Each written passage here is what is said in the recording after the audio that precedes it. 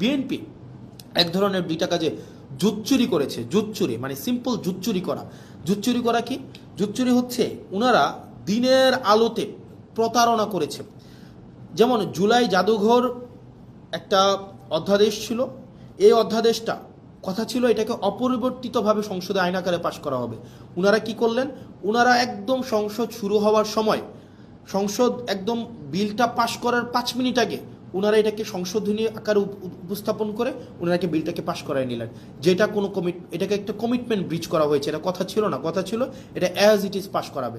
এখন আপনি আমাকে বলতে পারেন তাহলে আপনারা প্রতিবাদ করলেন না? আমরা অবশ্যই প্রতিবাদ করেছি, এবং আপনারা যদি দেখে থাকেন তাদের যেহেতু মেজরিটি 2/3, তারা এখন কাউকে আর তোয়াক্কা করার প্রয়োজন মনে করে না। তাদের কথা হচ্ছে আপনারা পার্লামেন্টে থাকলে থাকবেন, না থাকলে নাই, আমার যে আইনটা আমি যেভাবে ইচ্ছা আমি করব এবং যেভাবে ইচ্ছা আমি সেটাকে পাশ করব। এবং ওনারা আরও কয়েকটা জায়গায় ওনারা আমাদের সাথে প্রতারণা করে যাচ্ছেন, বাংলাদেশের সাথে প্রতারণা করে যাচ্ছেন। যেমন কথা ছিল প্রত্যেকটা আইন, পূর্ণাঙ্গ আইন অন্তত 3 দিন আগে সবার কাছে ওনারা হচ্ছে পূর্ণাঙ্গ বিলটা ওনারা হাতে দিবেন। ওনারা 3 দিন আগে হাতে দেন না। ওনারা যেটা করেন, ওনারা হচ্ছে বিলটা সংসদে উত্থাপনের 15 মিনিট আগে আপনাকে এতগুলো পেয়ে যায় না ধরাই দেবে 15 মিনিট আগে।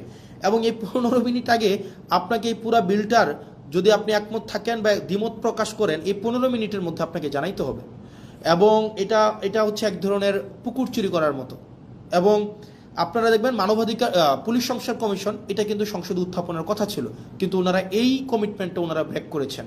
ওনারা অনেকগুলা কমিটমেন্ট ওনারা সিরিজ আকারে ব্রেক করেছেন। 1 নম্বরে ব্রেক করেছেন, ওনারা বলেছিলেন 98টা অধ্যাদেশ ওনারা অ্যাজ ইট ইজ পাস করবেন।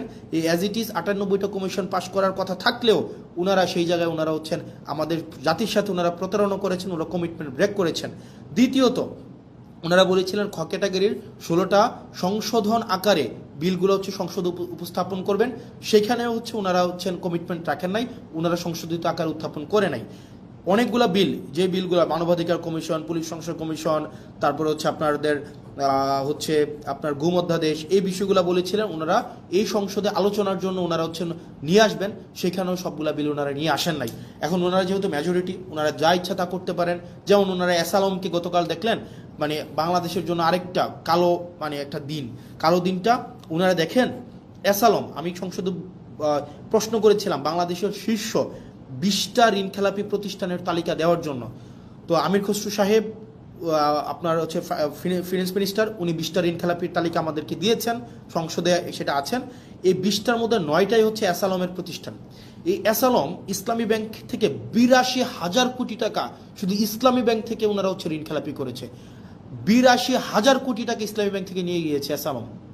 আপনার ইন্টারিম গভর্নমেন্ট যখন আসলো, ইন্টারিম গভর্নমেন্টের আপনার হচ্ছে যিনি গভর্নর ছিলেন, এই গভর্নর কি করলেন, এই ব্যাংকগুলোকে বাঁচানোর জন্য 36,000 কোটি টাকা রিফিল করলেন, যেন এই ব্যাংকগুলা জনগণকে এই টাকাটা দিতে পারে এবং ব্যাংকগুলোকে যেন বাঁচানো যায়।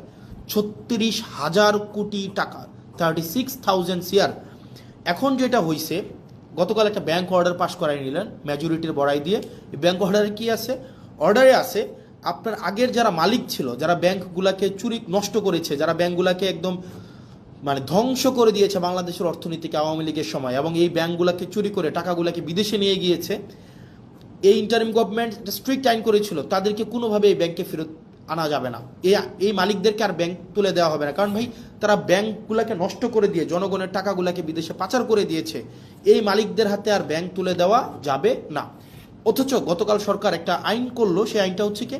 আইনটা হচ্ছে যদি 7% টাকা ফেরত দেয়, আপনার 36,000 কোটি টাকার 7% যদি ওনারা ফেরত দেয়, তাইলে আবার তাদের কাছে মালিকানা বুঝাই দেওয়া হবে। তাহলে চিন্তা করেন, তার মানে আপনি টাকা 82,000 কোটি টাকা মারলেন, এখন সরকার এই ব্যাংকগুলোকে বাঁচানোর জন্য আবার 36,000 কোটি টাকা দিল।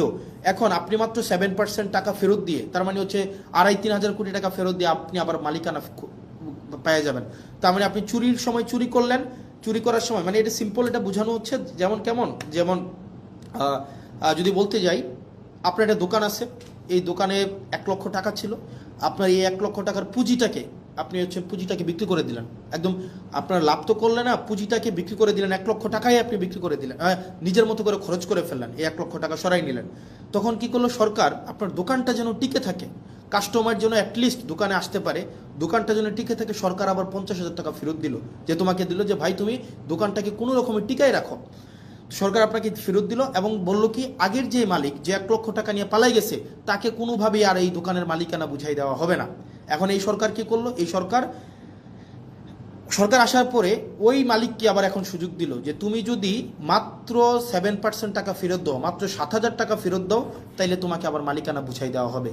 তার মানে ওই দোকানদার 1 লক্ষ টাকাও খাইছে, পরবর্তীতে সরকারের 50,000 টাকাও পাইছে, এখন মাত্র 7,000 টাকা ফেরত দিয়ে সে এখন এই দোকানের মালিকানা বুঝে পাইবে। মানে এত মানে মানে অযৌক্তিক অবিবেচনা প্রসূত কোনো সিদ্ধান্ত হইতে পারে, মানে বিএনপি থেকে আমরা পাইতে পারি, মানে এটা কোনোভাবেই গ্রহণযোগ্য ছিল না।